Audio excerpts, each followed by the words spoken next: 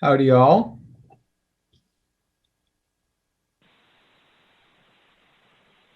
Hi, Paul. This is Todd. Yes, how you doing? Good, good. I'm in my fancy dancy supervisor office and making sure this. I got a little camera on the top of my, so I'm making sure this thing works. So I had to get on early to make sure we're. But it looks like it's working. That's good. Yeah, well, Noah's working at Lawrence Livermore Labs in IT, Oh, and they he do. is. Yeah, so they do a lot of. He's got high security clearance and things like that. Yeah. He's really emphasized that with these cameras, even if we're not using them, tape them over. They are they are easily accessible. Wow. Back of the Okay. house. Well, this is Yeah, such an important meeting that that's true. very, very important. So, yeah, well, that I had a longtime college friend from Cal Poly too, who worked many 30 plus years at Lawrence Livermore Labs. Oh, So, yeah, I remember when he had to go and get his security clearance. It was they don't mess around. no, it took a pretty long time, pretty detailed stuff, and Great. So is he in the Livermore lab? Mhm. Yeah, but Yeah. they're Great. working from home, so Oh, he is. Okay. yeah, Okay. they pretty But much they actually, because I think they knew a lot. They sent everyone home and shut things down a week before anybody else did. oh, okay.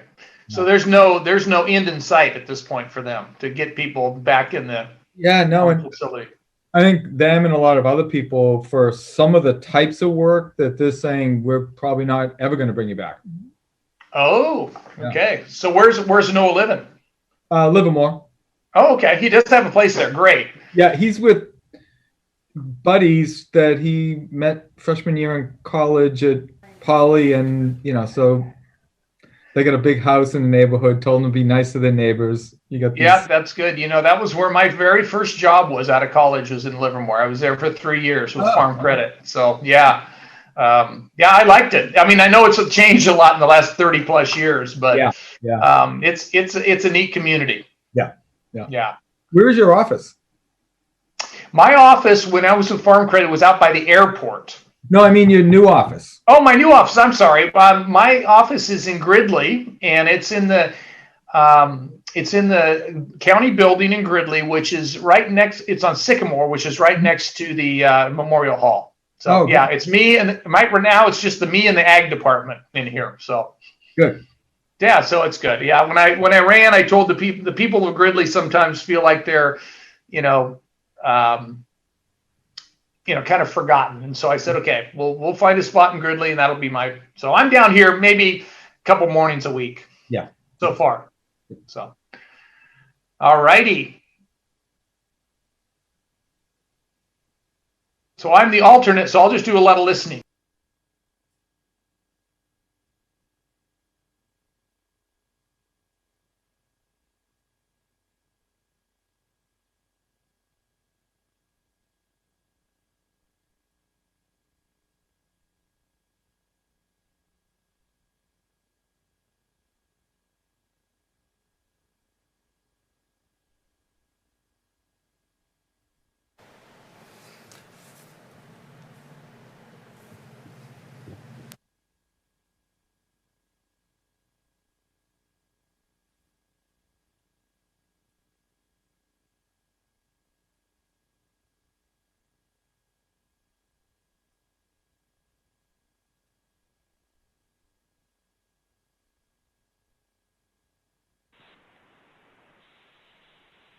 Hey Todd, this is Kelly Peterson over at Butte County also. And while I've got you on, I just wanted to circle back with you. I got an email from Christina today who mentioned that you might want to use your buttecounty.net email address for agendas and such. Is that correct? Yeah, thanks, Okay, Kelly. Thanks for asking. Yeah, sure that thing. for everything, just use my new county email address. That'd be Okay, great. great. We'll put that on the Vina one as well too. Yeah, that's good. I have an assistant, and she does all my scheduling. Okay, I never thought I'd have an assistant that would do something like that, but that works out well.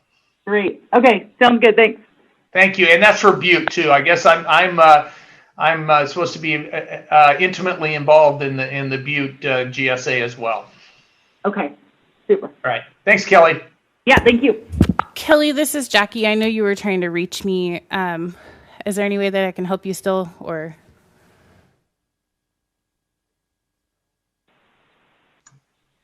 Are you Jackie? No. You talking to me? No, Kelly. Yeah, I was just gonna say that that's me in the call-in user 1. So if you do want to rename me, I can't do it myself, but it's not a big deal.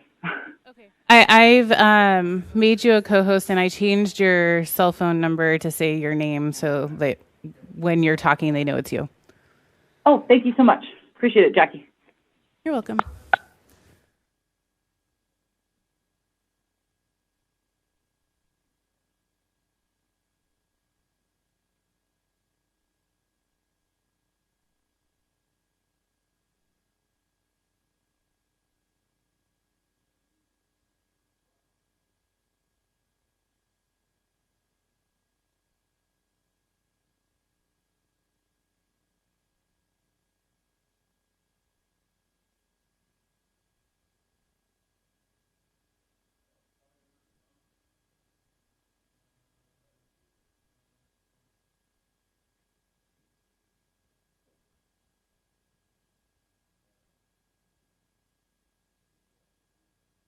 Oh, I don't have. Hold on. Would you guys like some of these?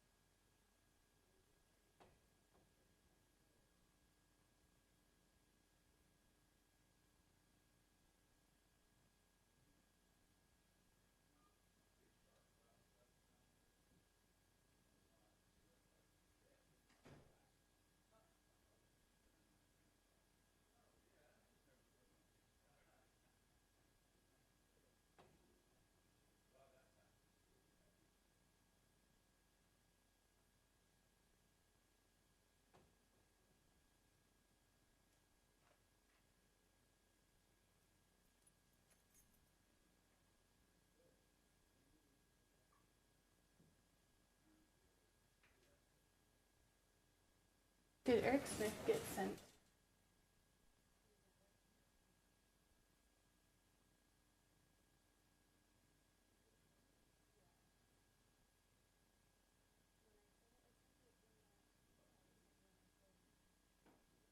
I said that Eric Smith is replacing Janet.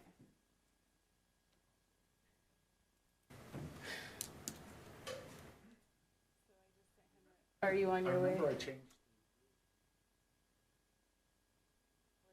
Are you on your way? And he hasn't responded yet, so it's just.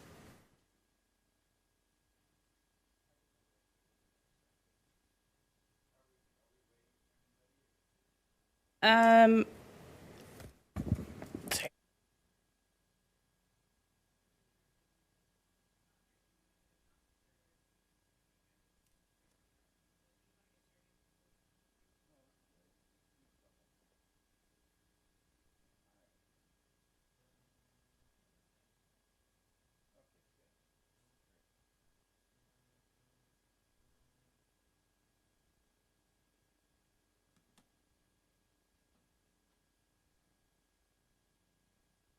All right, Mr. Chairperson, it looks like we do have all 5 board members present.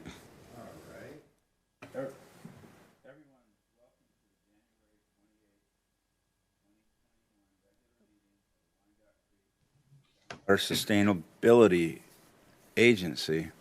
Please join me in a salute to the flag of our nation.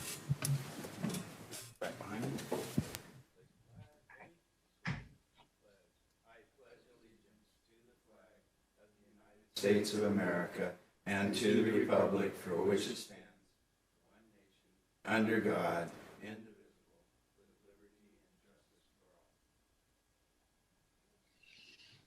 and justice for all. Please call the roll, please.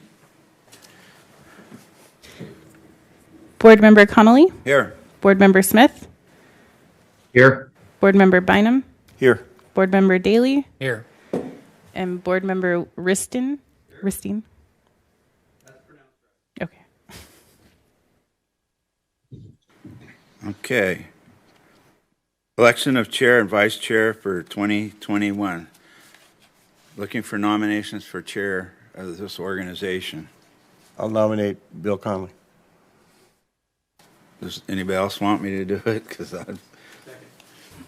so you don't want no burning desire. Is there any other nominations? Is there any other nominations? Is there any other nomination? Nominations closed. Just call roll. Board Member Whiston. Aye. Board Member Daly. That's you, Daly. Board Member Bynum. Aye. Board Member Smith. Yes. And Chairperson Conley. Hi. Okay, we need a vice chair, so we're looking for a volunteer here, unless somebody's got an idea. How about you, Mr. Bynum? Do you want it? Sure, I'll do that. Somebody make that nomination. I don't like to make nominations as chair. I really don't. You need to use the button there. Are we good? Yep. I nominate Bill Bynum for vice chair. Give me a second.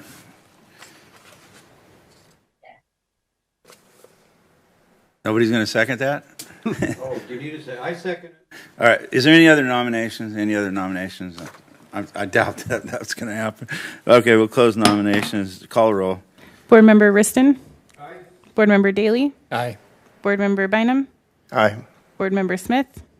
Yes. Chairperson Conley. Aye. Motion carries. Anytime you want to fire me, just let me know. At least an hour in advance. I'll be all right.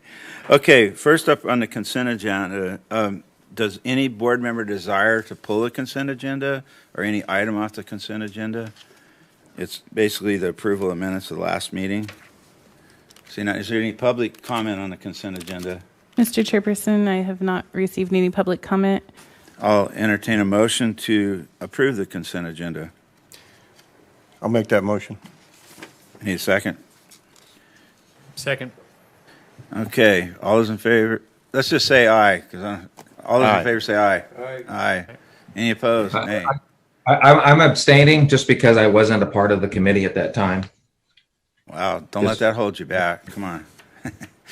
That's all right. You got one. It all looks good. Motion Okay, here we carries go. with all yeses and one abstention. Now we're into business.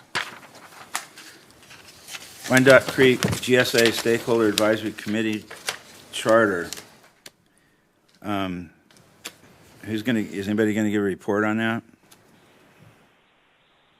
Is that you? Hi, yes, Paul? this is Kelly Peterson with Butte County, and just before you is the draft charter for the Wyandotte Creek Stakeholder Advisory Committee. They've met twice so far, and at their first meeting looked at the draft version, made some changes, which you can see bulleted in your cover sheet transmittal there, and that's up for your consideration of approval.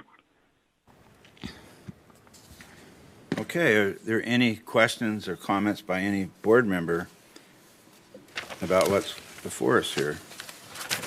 Any changes you'd like to make? Well, that's really nice. That's good. Is there any public comment on this matter?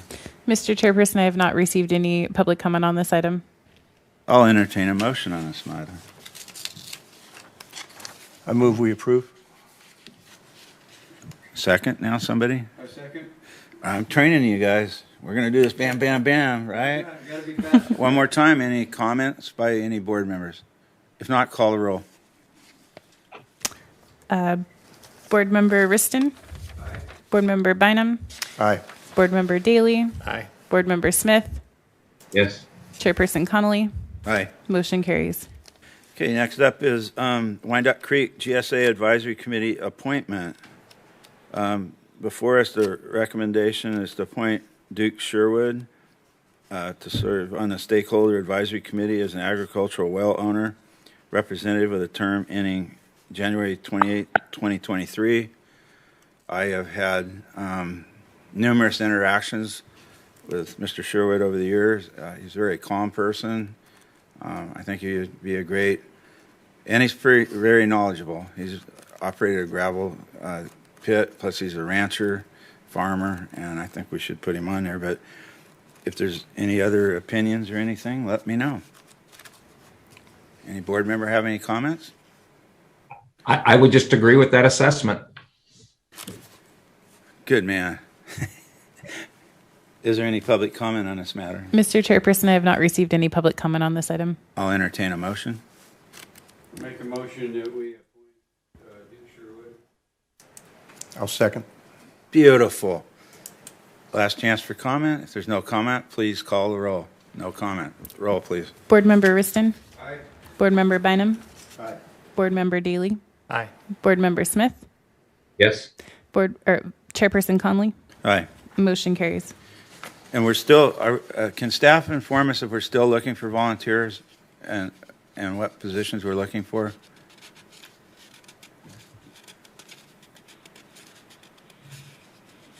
Yes, sorry for the delay there. This is Kelly Peterson, Butte County. We do have currently a few openings on the Wyandotte Creek Advisory Committee, in particular those representing tribal interests, domestic well users, environmental representation, business association representation, and we do have 3 in our draft structure. We had 3 seats available for agricultural users. So far to date, there's 1 approved that you just performed, and then we have 1 application that we've received, which will be coming to you in February, and there's 1 additional open seat. In addition, on your board, we have 1 opening for an alternate agricultural representative. I'm looking at you. Find us somebody. I'm here. Yeah, we need a warm body. All right, thank you very much. I let it out of order, sorry. We're going to move on to reports and correspondence. We don't take action on, we just listen to it. We can ask questions. Wyandotte Creek Groundwater Sustainability Plan Development Update. Chair Conley, board members, this is Paul Goslin from Butte County. I'm going to share my screen to give a presentation on the update of the Wyandotte Creek GSP. I hope everyone can see that. Is that coming up? Yes. Yes. Okay.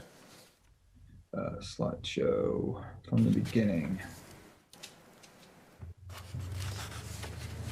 Here we go. Thank you and good afternoon. I'm going to give a brief overview of the Groundwater Sustainability Plan status. As you've seen this before, and I keep putting this up, is these are the sections we're required to fulfill to submit the Groundwater Sustainability Plan, which I should note, we have pretty much right now 1 year from today, January 31st, 2022 to submit the plan. We're in the process of completing all these sections, the basin setting section and a portion of the monitoring network sections have been drafted. We're spending a considerable amount of effort now on the sustainable management criteria. The administrative information, largely staff are going to be drafting that. And then project and management actions. There's also, as I'll explain later, a section on implementation that has to be covered, and that will cover how we intend to carry this out, if there's resources needed, either through grants or fees or other mechanisms. So we're on track, a lot of work ahead, but it's the kind of the most exciting part.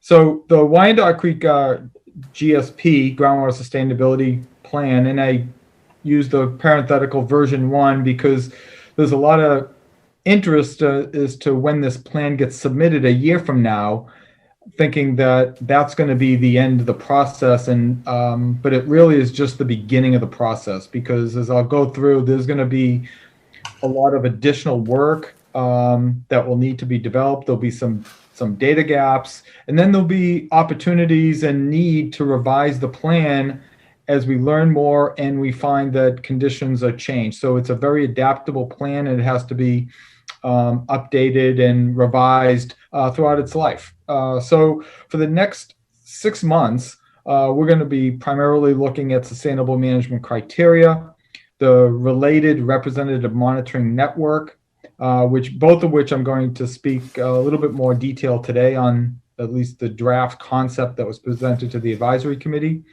Efforts to do interbasin coordination and project and management actions. And again, implementation costs and funding options. So today I'm going to give a brief overview of the draft sustainability criteria with the representative monitoring sites that are part of that, and a status of where we're at with project and management actions and interbasin coordination. And then the board can provide direction. So next meeting in February, I think that should be, did I have that date correct? 25th? It might have been the 24th. 25th. We're planning to have the Wyandotte Creek board have a workshop, and would like to discuss this with you about potentially having that in the evening to afford more public participation. And that will be on next month.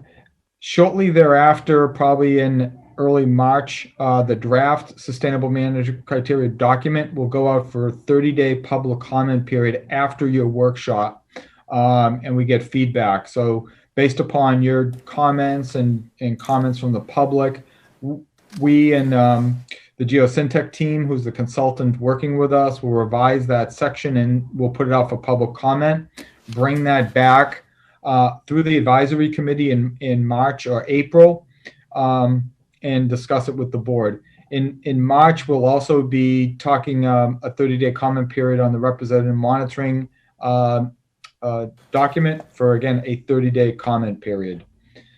So between April and May, we're going to be, the board's going to be presented with a series of recommendations from the advisory committee on draft sustainable management criteria and project management actions, including cost and funding options, the representative monitoring network, data gaps, and interbasin coordination. So then staring down in June, we'll be putting out the project and management actions draft document for a 30-day comment period. We'll report on where we're at with interbasin coordination. And then in July, we're going to start to compile the draft chapter. So all these sections that we've sent out for comment and revised, we're going to start to compile into a comprehensive document. And that's going to take work internally through the summer. But in July, we'll also be drafting the implementation chapter, what it's going to cost to implement this and put that out for 30-day comment period.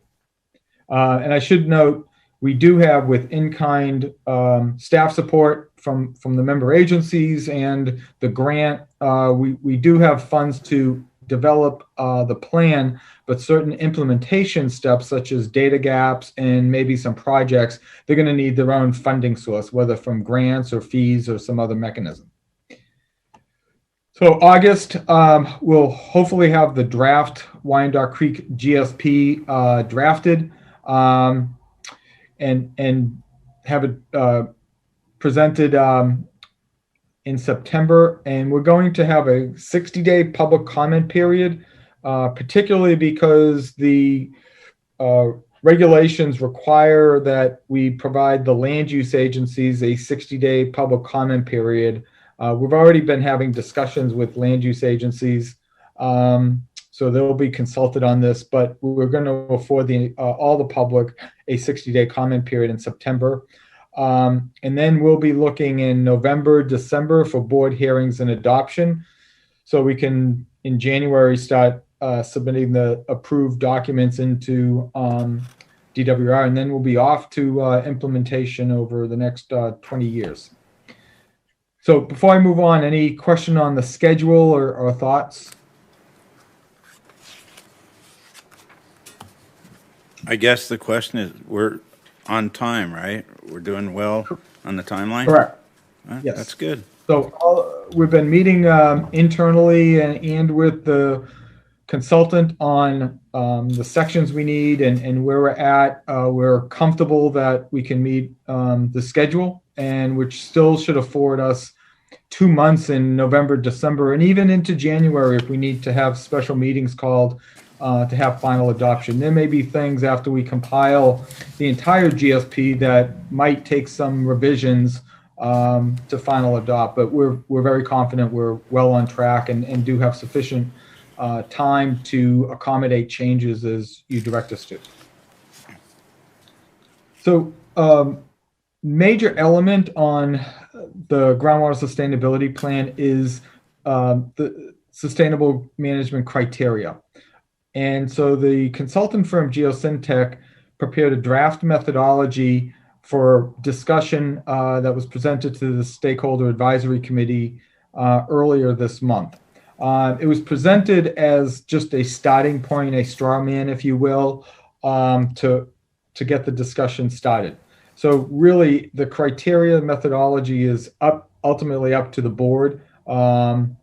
But this was presented to the advisory committee. They're going to be meeting next week on the 3rd, and they'll be having a deeper discussion of this as well as some other topics. But generally, I think the methodology itself was deemed somewhat acceptable or reasonable. There's going to be obviously decisions on certain aspects that I'll get into. So what's the sustainable management criteria? It has a number of elements. One is a sustainability goal, and that's just a general narrative statement. It's probably a page or two that just describes what you're intending to do in the basin to avoid undesirable results for the 6 sustainability indicators. So you'll talk about what you're looking to protect, if it's ag production wells, shallow domestic wells, critical groundwater dependent ecosystems, and the like. And then you'll be talking about how you're going to achieve that sustainability level. So it's really just the narrative. But really the simplest way to look at it is if there's no undesirable results occurring from how you're managing the basin, and then the basin's working within its sustainable yield, you've achieved your sustainability goal. So when the law was put in place, it didn't define what sustainability was. It defined sustainability by the avoidance of bad things happening. That seemed to be the path to having that set up. So the sustainable management criteria, again, is described by the avoidance of undesirable results from 6 sustainability indicators. So the lowering of groundwater levels is probably the one we're most familiar with and the one we have the most data on. So when groundwater levels chronically decline, that could cause problems to domestic wells and a whole bunch of other users of groundwater. There's also depletion of interconnected surface water, degraded water quality, land subsidence, reduction in storage, and then the one we don't have to deal with is seawater intrusion. So really we have 5 on our plate to deal with that. And the finding that the agency has to go through is that any of these are significant and unreasonable. So there may be some impacts, and that's going to be balanced against the means of actually avoiding those impacts. So there's other actions that could be taken to mitigate impacts that are occurring. So we'll walk through that process. So who are you trying to have undesirable results avoided? It's all the beneficial uses and users of groundwater, and this is defined in the law. So it's agricultural groundwater users, domestic well users, municipal water systems, public water systems, land use agencies, environmental users, surface water users, California Native American tribes, federal lands, and disadvantaged communities. So when we look at, from the basin setting, looking at where the basin's going to go in the future, taking into account climate change, growth, and other demands, we'll overlay this with what does that mean for users in the basin. So how that is set, and I'm going to walk through 2 other concepts, and these are all new terms that were introduced in the Groundwater Sustainability Plan regulations. A minimum threshold has to be set. And this is where you set the point where your undesirable results are occurring.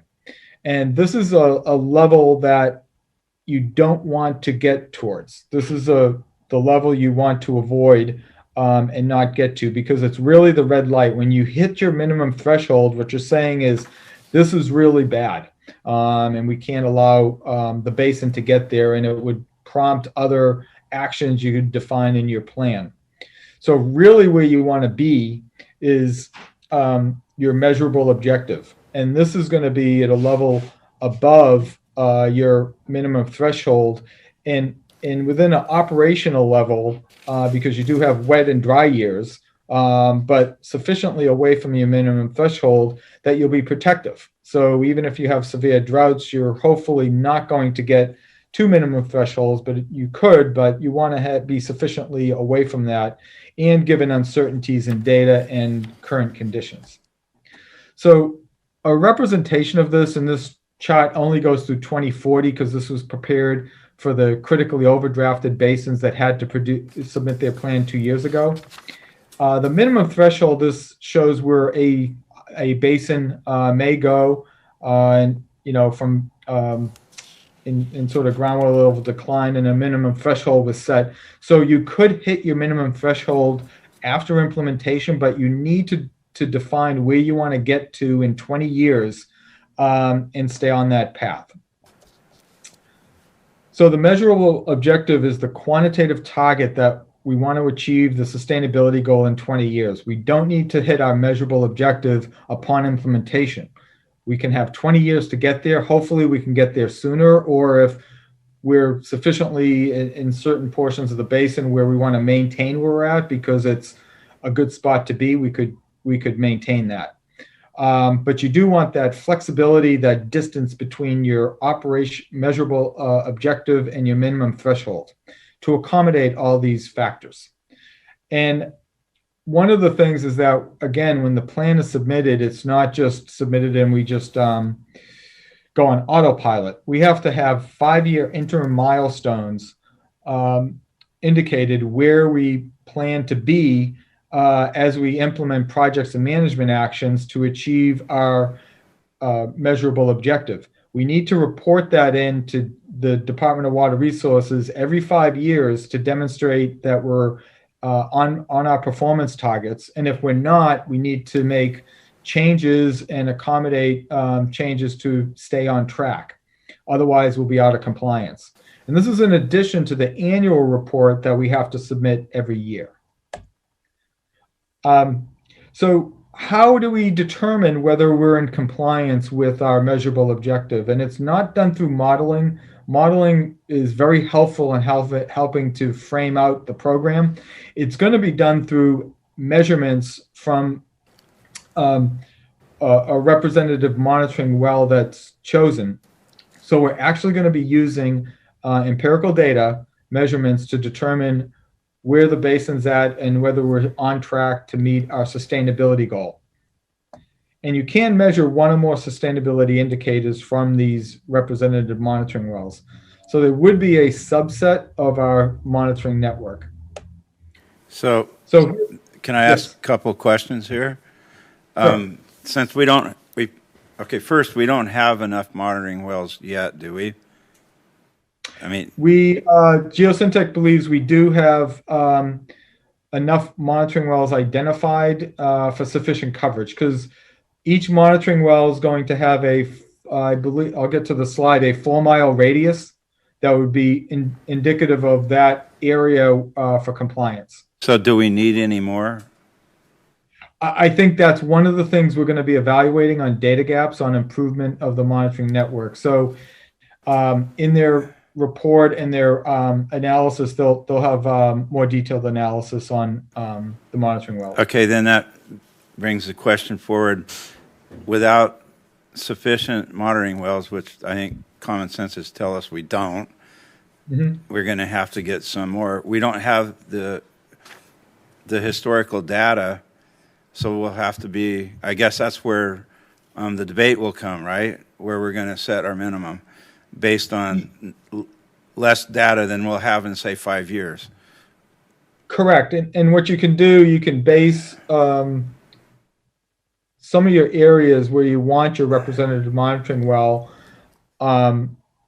based on modeling and some other tools as an interim measure. So the plan is they will allow you to submit the plan with identified data gaps or areas where you're going to improve your data and fill that over time. And that would also be part of your schedule of where you want to improve the data. Because again, a lot of the critically overdrafted basins in the San Joaquin Valley really started with no monitoring data and very little understanding of the basin, and they had 2 less years than we did to submit. So there is a allowance for improving the data as we move on. That's when the fun begins. So here's, oh, is there a question? No, I said the fun will begin, I might as well say it out loud, when we try to be as objective as we can and set a minimum that might impact a user or future use. And yeah, that'll be a debate because that's why they've formed us. We have to be the boogeyman here. Yes, those are, this is, I mean, you've hit it on the head. We've, built the last part, the basin setting work was the objective scientific data that characterized the basin with projections, scenarios out to future conditions and climate change, is sort of a grounding of understanding of the basin. This is getting into discretionary management decisions of the board. So trying to build that structure for this regulatory program. So this is an example, again, of that slide I showed earlier with interim measures every 5 years. So this is where this basin was projecting where they were going to be on that path towards achieving their measurable objectives out 20 years in the future. And tied with that is going to be certain projects that would have to be implemented or other actions to achieve that. So again, the schedule that we're looking at is the 25th to having a workshop, and then sometime in March, a 30-day public review of the sustainable management criteria, and then further discussions in March of the comments and the status of it. So here's the straw man. I believe in the packet you received the full presentation that Geosyntec gave to the advisory committee. It's pretty voluminous, so I'd invite you to take a look at that. They're also going to meet next week, and you're free to view that because there'll be more in-depth discussions of this criteria. So I'm going to give a brief flyover of the criteria. I'm not going to do it the justice that it really deserves, but I wanted to get your at least understanding as to the discussions that are going on in the advisory committee and how it relates to where we want to go. So again, they discussed the wording and the measures and the technical background to on the criteria. There was discussions about whether the criteria may differ between areas. We have management areas, and that's just also being discussed whether that's necessary or not if the criteria is the same. So there'll be more discussions with the advisory committee next week. So what I want to hit first is the first sustainability indicator on chronic groundwater level declines.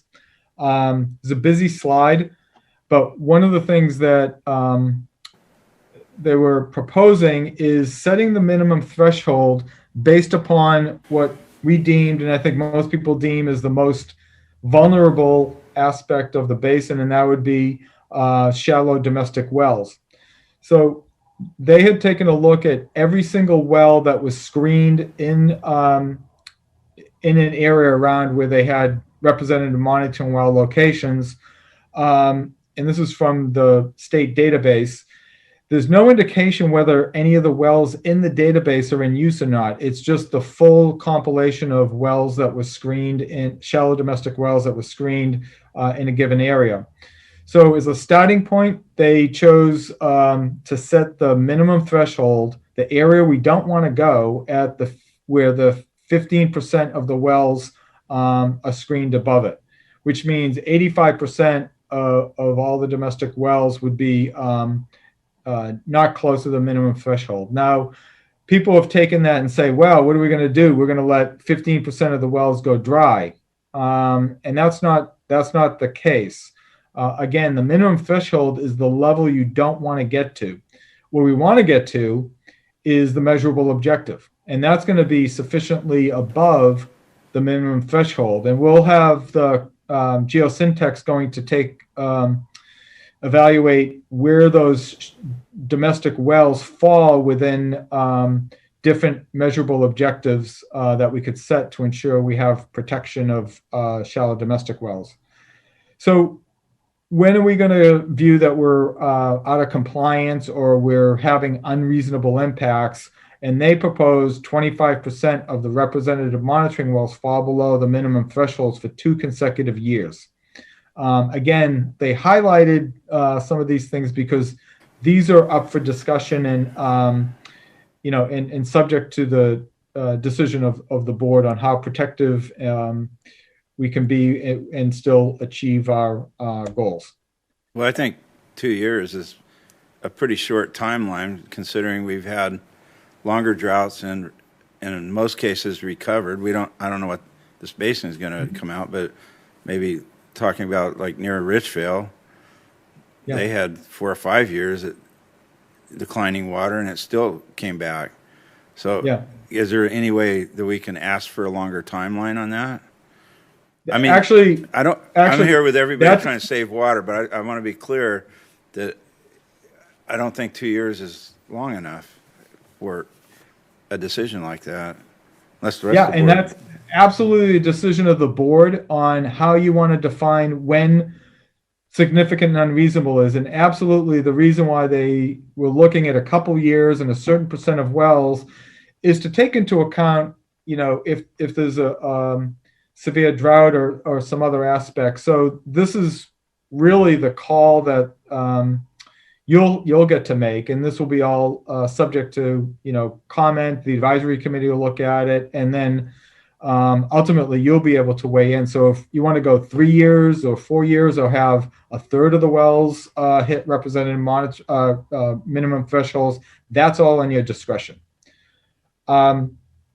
So the slide I pulled up, and this gets back to Chair Conley's point about do we have sufficient number of wells? The geosyntax team took a look at all the available wells and which ones, depending upon where they were screened, could provide us the means to get decent groundwater level monitoring data to be the representative monitoring well. So the way this would work is each one of these circles is around a proposed representative monitoring well. It's a 4-mile radius. And you can see that example on the right-hand side with this shallow domestic wells. And what they did is from that point, they took all the wells, domestic wells that were screened, and created a list. Next. And went through this box and whiskers statistical program and took a look at the total number of screens. And then at the 15th percentile, that's where they were going to set the minimum threshold. And again, that's not where we're looking to have the basin operate. That's the place we don't want the basin to ever go. Otherwise, we're creating undesirable results and we need to change things. So where we want to get to is where our measurable objective is above the minimum threshold. So here's an example of where the representative monitoring well is. The red line is where that, based upon that 15th percentile of where the shallow domestic wells are screened.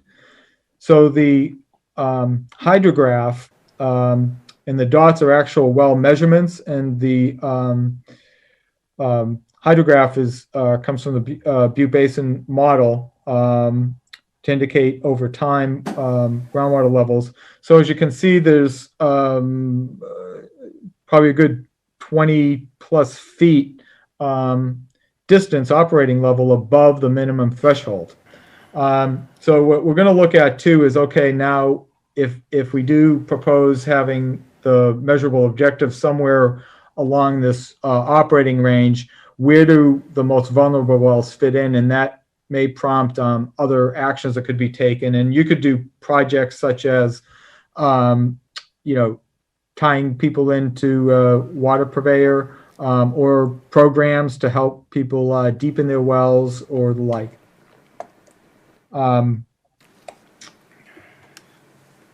So setting where you want to go, going down this chart further, we're looking to go out to 2070. So there's a couple options to look at. And again, this is all subject to discussion and direction. You can look at your 1994 20 to 2050 dry cycle minimum, and that's the long dotted line and dash line. And that would take sort of a mid-range. You could keep the current 2015 water level conditions. That's the dotted line at the top. So that would be the most immediate thing to ensure that you're not going to fall below current conditions. You could have a trend line, a glide path down to 2042 to that long dash line, or you could go even further and just have the 94 to 2015 trend line and bring your levels way down. But that would also bring you very close to your minimum threshold. And so these are options that are being discussed. And we're looking at probably the 2015 water level is a reasonable target. But again, where you want to set your measurable objective has to be tied with the means to get there through project and management actions.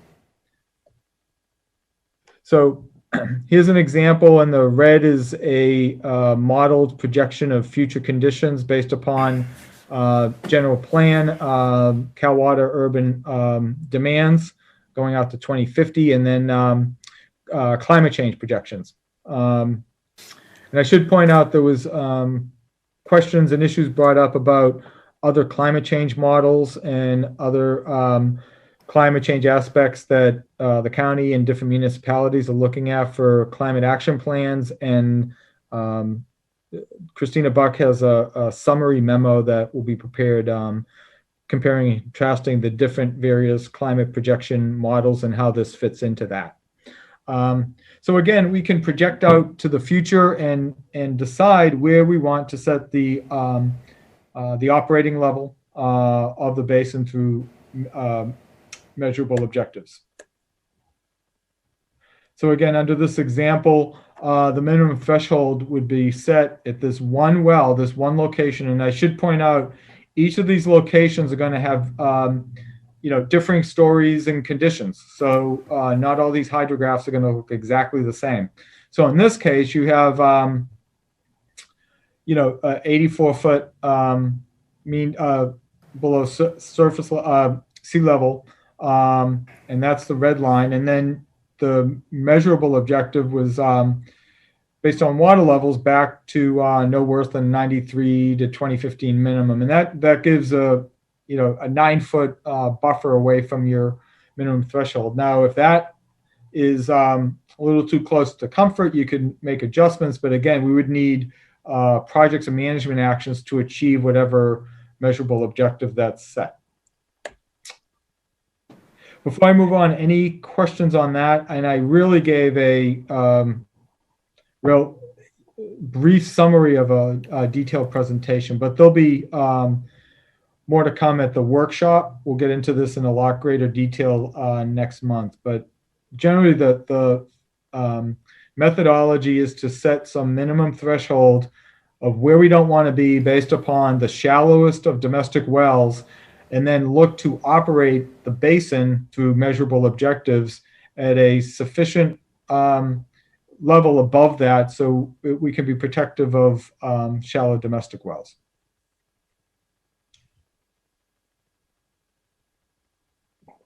Okay, moving on to two other indicators, reduction in storage and land subsidence. one of the things that the regulations do allow is to use one indicator, what you build for one indicator, to be a proxy for another. So groundwater levels, chronic lowering of groundwater levels is directly related to loss in storage and land subsidence. Particularly, we have not seen land subsidence in the basin. So you're not going to get land subsidence until you over-exercise the basin and really deplete some of the clays and other geologic formations and cause it to subside. So tying this to groundwater levels, and that is a good proxy. We are going to continue to track, manage, and have indicators for loss of storage, even though it's going to be, the monitoring is going to be based upon groundwater levels, and also land subsidence. We'll have indicators on land subsidence where we would have minimum thresholds and measurable objectives, as well as continuing monitoring programs for both of those. Another indicator, and this is probably one of the more complicated ones, is the depletion of interconnected surface waters. And this was brought into the law and the regulations to be protective of the ecosystem, and particularly groundwater dependent ecosystems, and other facets related to interconnected surface waters. As we've seen, pumping, if there is interconnected surface waters, pumping will pull water out of the surface waters. And so that's why we need to take a close look at it. But one of the things that was challenging is water managers, we monitor groundwater levels and we do modeling and other aspects, and are fairly comfortable with that. Dealing with monitoring and assessing the interconnected surface water is new. So there isn't a standard methodology that was set out to deal with this. The law was actually, for this aspect, the compliance with this was extended to 2025 because there was a recognition that this was probably going to be, going into it, a data gap when it got submitted in. That we're going to need time to develop the monitoring network and the methodology to assess it. But going into it, we can set out the framework of what we're intending to do to protect interconnected surface waters. So the thought is that we would, using either existing or newly introduced shallow monitoring networks near the interconnected surface water, we would measure that, and based upon that, and this, again, yellow, this is just a straw man, just an example, setting a certain groundwater levels no lower than X feet below the base of the stream towards the fall for 2 consecutive years or more, would indicate that's where we don't want to go, because you're really dropping and displacing the connection between your creek and stream and groundwater. And again, for where we want the basin to be to keep that connection is to maintain the fall 2015 level and no worse than 93 to 2015 mins. And again, some criteria for percent out of compliance for a certain period would also define your unreasonable impact. I should point out and thank Kelly Peterson, who did considerable amount of work pulling together the groundwater dependent ecosystem methodology and working with the other GSA managers and a working group to evaluate these. This was based upon the Nature Conservancy methodology that they worked with the Department of Water Resources, Fish and Wildlife. We were part of the pilot program to develop the guidance. So what they identified was throughout the state, information and locations of specific potential groundwater dependent ecosystems, and then really left it to local decision makers to evaluate whether they're actually present or not, and whether there, any impact to them would be significant and unreasonable. So I have one example along Hancock Creek where some of the species, willow, valley oak, were identified. So these would be indicator species for maintaining interconnected streams with the groundwater along Hancock Creek and Feather River. As you can see, there's not a lot of interconnected creeks and streams. I think Wyandotte Creek, which is was given the name of the basin, I don't believe was interconnected. Because even though we have some creeks and streams that flow, because of the geology, some of them don't have direct connection to the aquifer.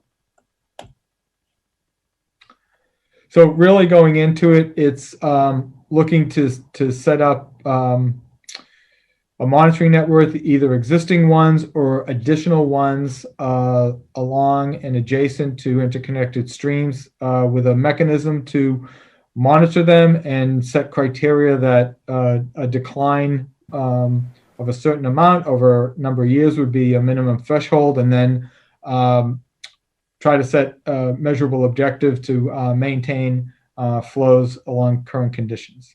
As I said, and I think this was brought up, we could use modeling to potentially identify potential areas for stream depletion to set these objectives for an interim basis. Degraded water quality is the last indicator that we would need to deal with, and it's not intended to replicate the controls that other agencies do over water quality toxins, whether it's VOC plumes, nitrates through irrigated lands program and the like. We will characterize those. A lot of those have been compiled in the basin setting report, so we're fully knowledgeable about the programs and issues that are out there for plumes and contamination. And the importance of that as part of the plan is when we do projects, we need to be cognizant of where these management programs are for water quality so we don't disrupt plumes that are being managed right now. So that is a knowledge base that we need to keep in mind when we do projects.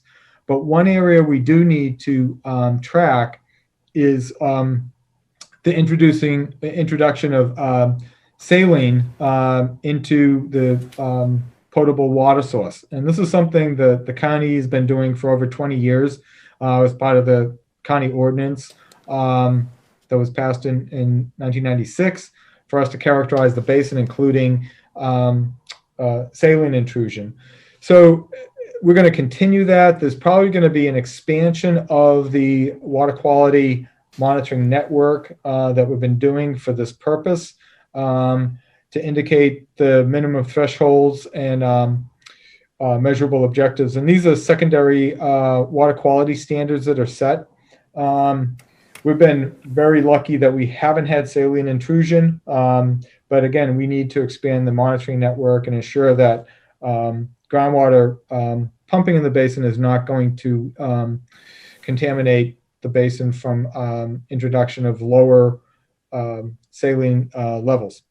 And again, there'll be some definition we'll need to come up with on the percent of representative monitoring wells that fall below the minimum thresholds. And again, representative monitoring wells, it'll be back to that slide where we had a number of wells with 4-mile radius around to cover the entire basin for degraded water quality. So again, the advisory committee is going to talk more about this next week. We'll hold a workshop on the 25th with the board and the public. We'll do some outreach to the public. We'll put announcements in the paper, our mailing list. We'll look to see if we can get postcards out to everyone who has owners of parcels that aren't served by water agencies, presuming they have a domestic well, and then other member agencies are also going to be sending out notices also. So with that, I'll open it up for discussion before I move on to the next topics of the plan. Any questions or comments by any board members? No, seems pretty comprehensive to me. Yeah. Paul, has how, relative to the other basins, where are we at in the process relative to them? And then is there some things that we can look at for possible like guidances in terms of maybe using what other people have done already? Yeah, absolutely. And this is something we've been doing, looking at other submitted plans and the methodologies that they've used. A lot of it with the administrative section or how they've dealt with projects and management actions have been helpful. For us, a lot of the other plans that was submitted early did not have the level of data that we had going into this. So we had a far greater footing to start with. But this methodology that Geosyntec put out, and they really emphasize that this is just their straw man just to start discussions, is similar to what they've done in, I think, about a half dozen other basins. Methodology they're working with us in the Vina subbasin, introducing the same methodology. So there'll be comparable methodologies in at least two of the subbasins in Butte County. Okay. Any other questions or comments? I see none. Let's move on. All right. So projects and management actions and why these are important is wherever we decide to set the basin for where we want it to operate for future generations has to be tied with the means of getting there. So we just can't put hopes in setting the basin where we would like it to be without the means to get there. That would be something that would really flag non-compliance with the plan. There were some plans, and it was reported, that had submitted in that really didn't have the means to get where they wanted to be, and even were not really addressing all the undesirable results that were being affected, and DWR is evaluating those plans now. So it really was telling that we do need to couple what we need to do to get there with projects and management actions. So it's a required element. None of the projects or management actions have to be implemented upon submission. Again, we have 20 years to submit to achieve our goal. So there may be projects that may take 5-10 years to actually get implemented, and that would be sufficient. We would account for that over the course of the next 20 years, and again, fit that into those interim measures along our journey towards measurable objectives. So what we're looking to do, and we have a discussion next week at the advisory committee, is to discuss the solicitation of projects and management actions from both internally at the GSA level and the member agencies, but also from the public and other agencies and entities who may want to bring a project forward.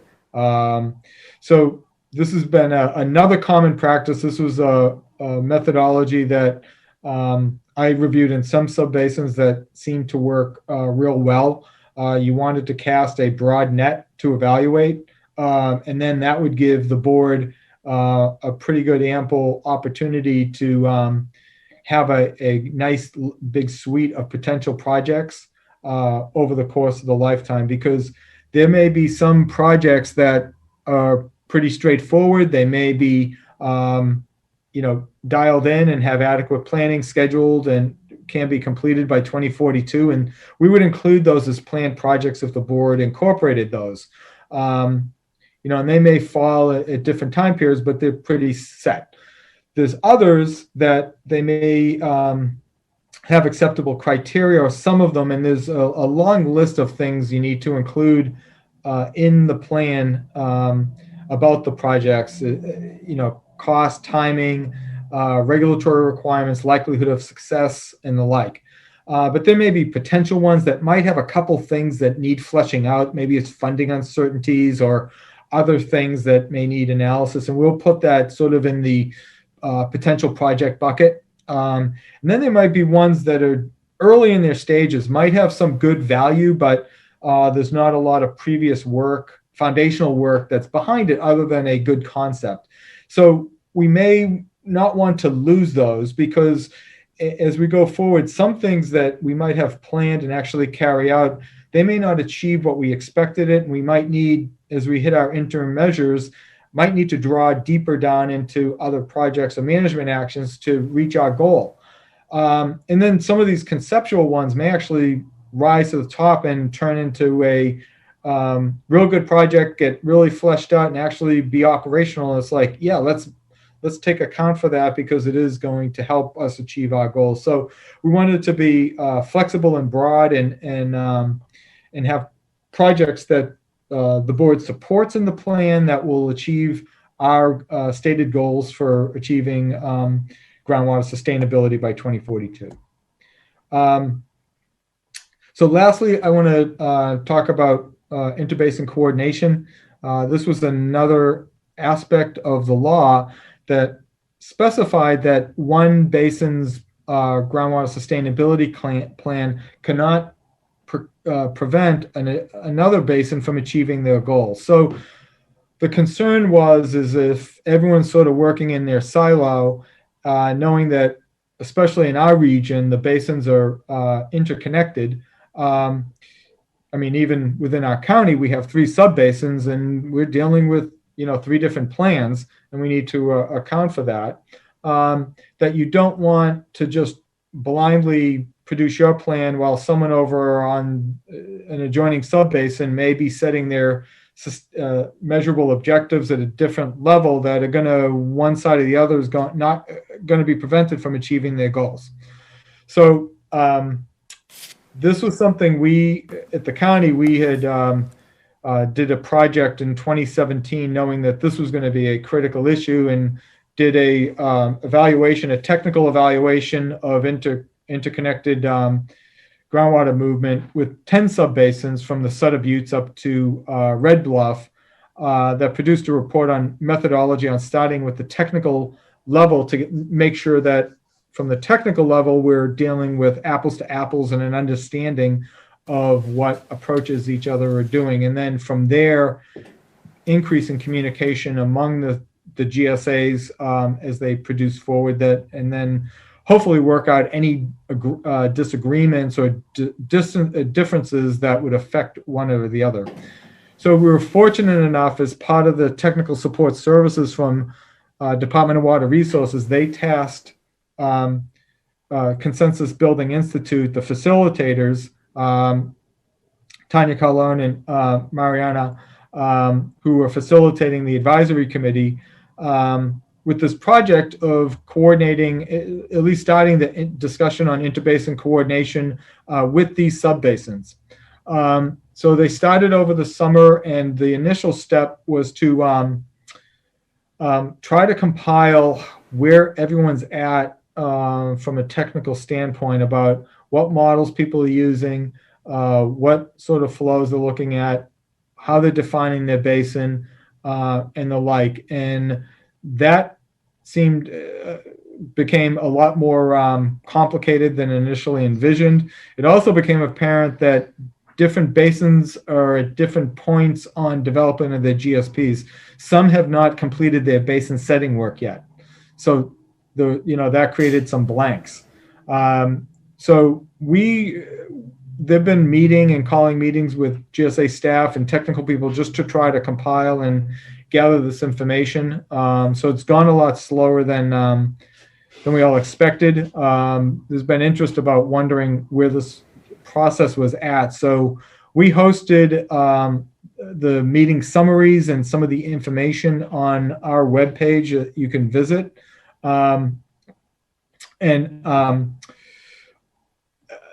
Right now there's more information coming out. There's discussions about trying to kind of switch the process away from this gathering of the technical information, which is going to continue, but we need to open up and have greater public dialogue, even though there's updates that have been given at the various advisory committees. So we're going to have more, probably in the spring, more outreach and public meetings on interbasin coordination to try to at least understand where our neighbors are to ensure that we're not going to impact each other, and we can each submit our plans in a successful way that will achieve groundwater sustainability for the entire region.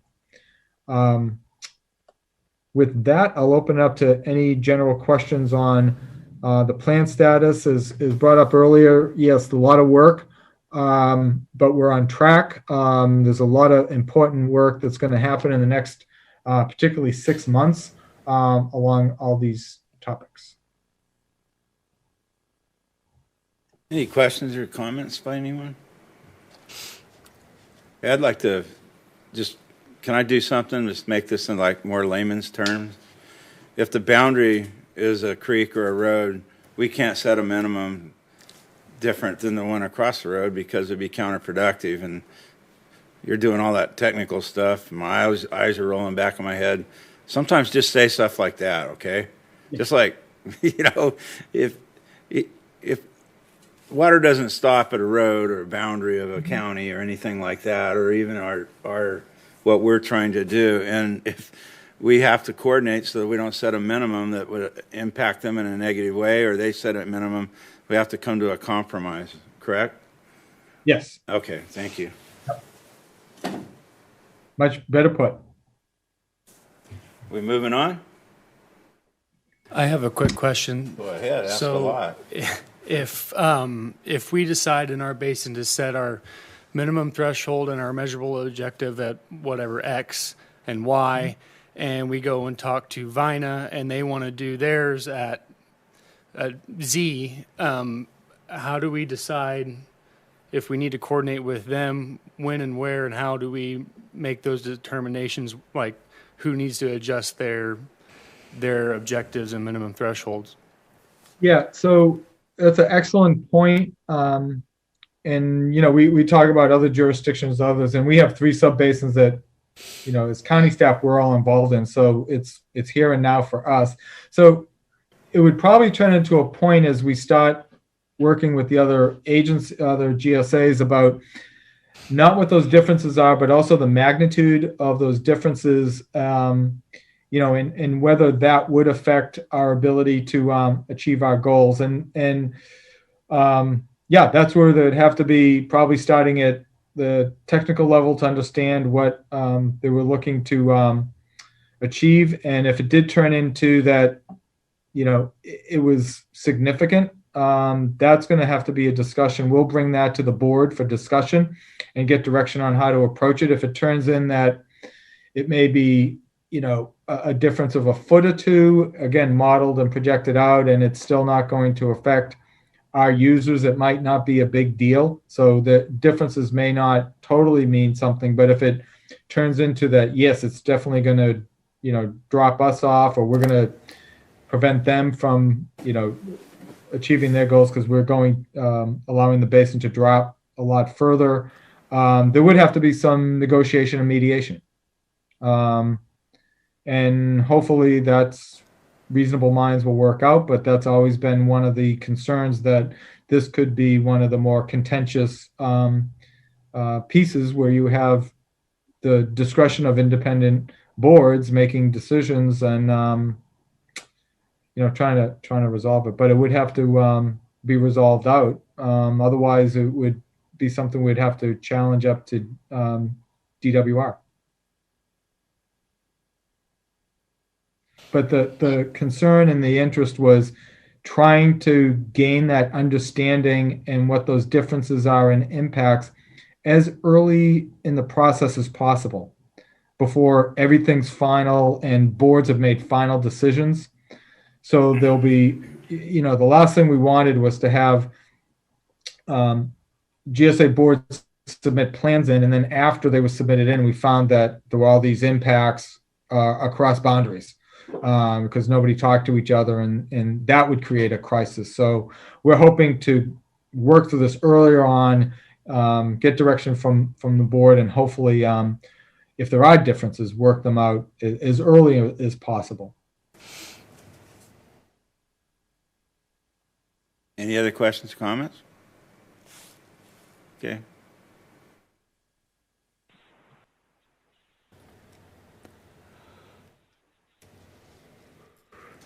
Are you complete, Paul? Are you moving? It's Kelly's Yes, turn. I'm done. Thank you. All right, so that's Wyandotte Creek GSA Advisory Committee update. Hi, yes, Chair Conley, members of the board. This is Kelly Peterson with Butte County. We did go over some of these points that I was going to make earlier with your question, Chair. But real quick, there are draft notes attached to the board packet. Those are all online as well. The next advisory committee meeting is next Thursday, February 4th. And additionally, we mentioned this, but there is a new application that will be coming your way in February from Mr. Darren Williams, representing Ag, on that commission as well. Oh, great. And that's all I have. Thank you. Any questions or comments by board members? No, we'll move on. Management committee updates. This is Kelly Peterson again, and I'll just touch on a few quick things. Again, there's one vacancy on your board for a alternate for your agricultural stakeholder board member. And as in addition, the new well, which we are planning on drilling in the Wyandotte Creek subbasin to monitor multiple different levels underground, different water levels. That's moving forward. We are currently waiting on one final or two final signatures from DWR from their council. So that takes a little while to get through their hoops. But after that, we'll be submitting the well permit through Butte County Environmental Health. And then it's really just a matter of waiting for the ground to dry up and the rain to stop for a while to allow for the drilling to continue and make conditions good so that we don't wreck the roads. And that's all I have. Unless there's anybody else on the management committee who has any updates. Is there any other updates? Any? I have nothing to report. Nope. Any comments by board members?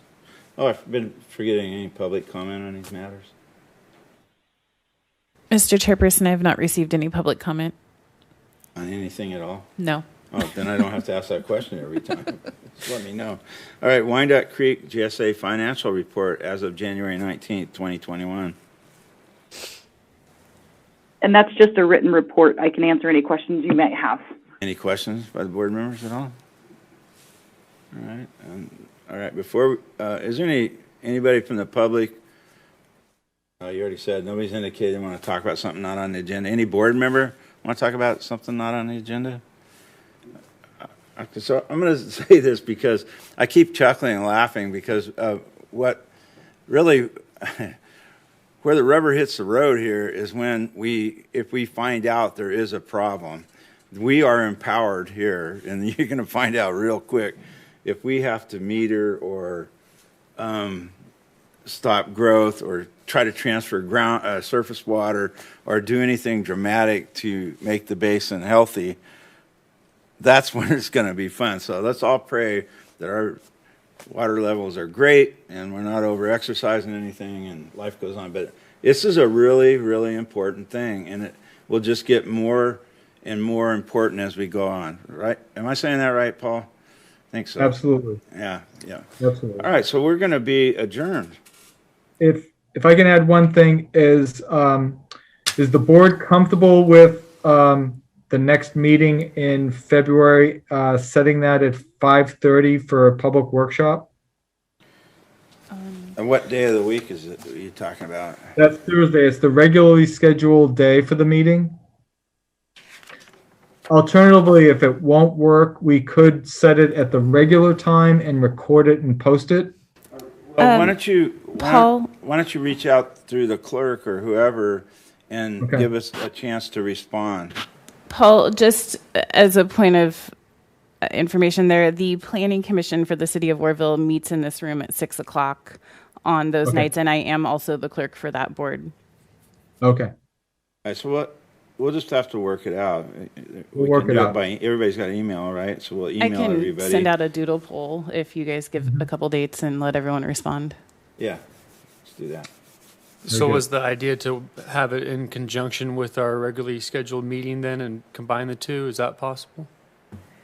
That's what we're thinking is take your regularly scheduled meeting and have it as in a workshop format, and we'd have the facilitator here to facilitate if we did get public comments and work through a more in-depth discussion so you could provide, guidance and direction back. But we can work out the time that would work. Yeah, that sounds good. Thank you. We're adjourned. Thank you. We'll see you next month. Huh?